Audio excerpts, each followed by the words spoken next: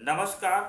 आपका स्वागत है और आप देख रहे हैं कंट्री कनेक्ट टीवी और आपके साथ मैं हूं आर्य अवस्थी।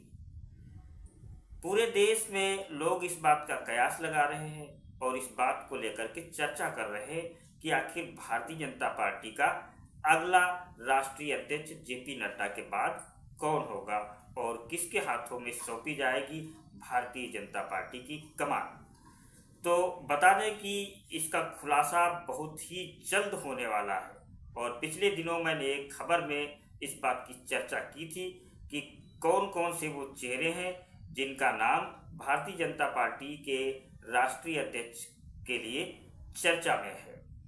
और ये भी बताया जा रहा है, माना जा रहा है कि होली से पहले भारतीय जनता पार्टी का राष्ट्रीय अध्यक्ष कौन बनेगा इसका खुलासा कर दिया जाएगा, नाम तय कर दिया जाएगा। लेकिन अभी 3-4 नाम जो चर्चा में है उनकी बात करते हैं। ये नाम 3 से 4 है जो शॉर्ट लिस्ट कर लिए गए हैं और इनमें से किसी एक को बीजेपी का राष्ट्रीय अध्यक्ष बनाया जा सकता है, इस तरह की खबरें आ रही हैं। लेकिन इन नामों में एक नाम ऐसी महिला का भी शामिल है जिसको लेकर ये माना जा रहा है कि उन्हें भी राष्ट्रीय अध्यक्ष बनाया जा सकता है, और या फिर कह लीजिए इस तरीके से कि राष्ट्रीय अध्यक्ष के लिए सबसे अधिक संभावना उन्हीं के नाम की है।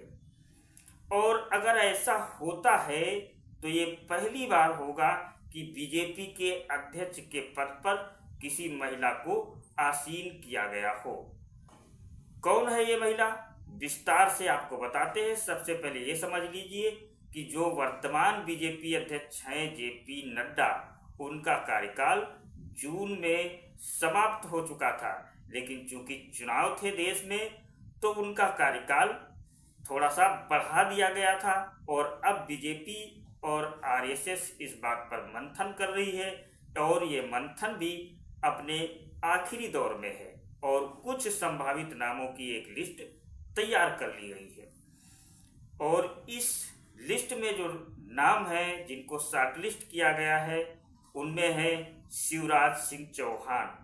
शिवराज सिंह चौहान जो वर्तमान में भारत के कृषि मंत्री हैं और एक लंबे समय तक मध्य प्रदेश के मुख्यमंत्री रहे, तो उनका नाम भी बीजेपी के राष्ट्रीय अध्यक्ष के लिए चर्चा में है। और जो दूसरा नाम है वो है मनोहर लाल खट्टर। मनोहर लाल खट्टर को भी आप सब लोग जानते हैं कि वो हरियाणा के मुख्यमंत्री रहे हैं लंबे समय तक और अब केंद्रीय मंत्रिमंडल में शामिल हैं। उनका नाम भी भारतीय जनता पार्टी के राष्ट्रीय अध्यक्ष के लिए चर्चा में है। इसके अलावा जो नाम है धर्मेंद्र प्रधान, ये भारतीय जनता पार्टी के वरिष्ठ नेता हैं और इस बात के कयास लगाए जा रहे हैं कि राष्ट्रीय अध्यक्ष के लिए इनका नाम भी सामने आ सकता है। तो ये है वो वरिष्ठ नेता भारतीय जनता पार्टी के राष्ट्रीय अध्यक्ष के लिए लिस्ट में जिनके नाम शामिल हैं।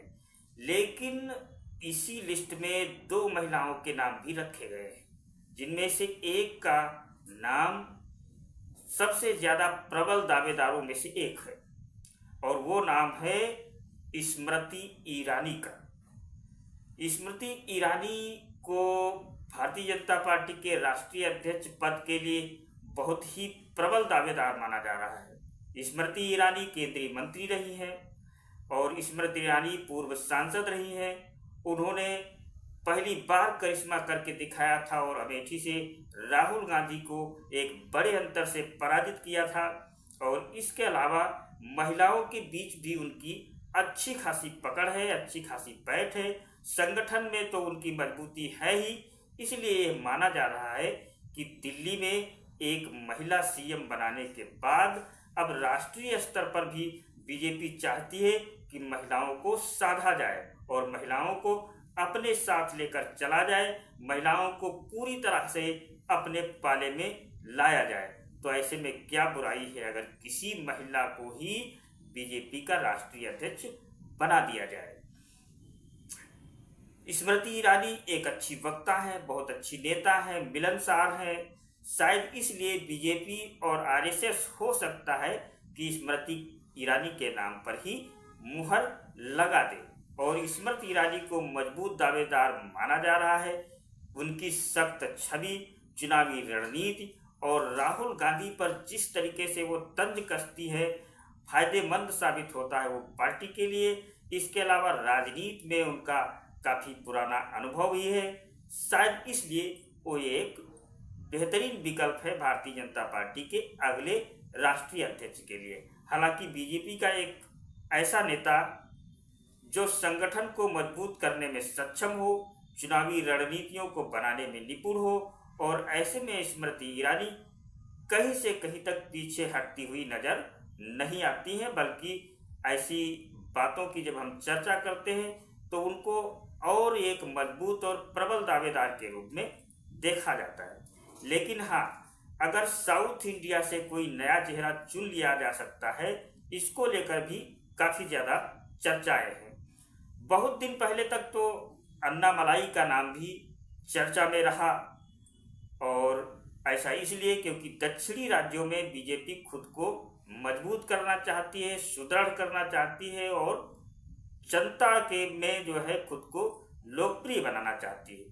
लेकिन फिर वही बात कि दक्षिणी राज्यों में खुद को मजबूत करें या पूरे देश की महिलाओं को साधें, इस असमंजस में फिलहाल बीजेपी अभी फंसी हुई है। लेकिन ये देखना दिलचस्प रहेगा कि स्मृति ईरानी को ये बड़ी जिम्मेदारी मिलती है या नहीं। लेकिन फिलहाल जो कुछ भी अपडेट आएगी, ताज़ा जानकारी आएगी, हम आप तक जरूर पहुंचाएंगे। बाकी आप इस खबर पर क्या सोचते हैं, आप अपनी क्या राय रखते हैं? क्या स्मृति ईरानी बन सकती हैं? और अगर स्मृति ईरानी बन गई तो क्या यह भारतीय जनता पार्टी के लिए फायदेमंद साबित होगा? आप अपनी राय हमें कमेंट बॉक्स में ज़रूर बताएं। फिर मिलते हैं एक नई खबर के साथ।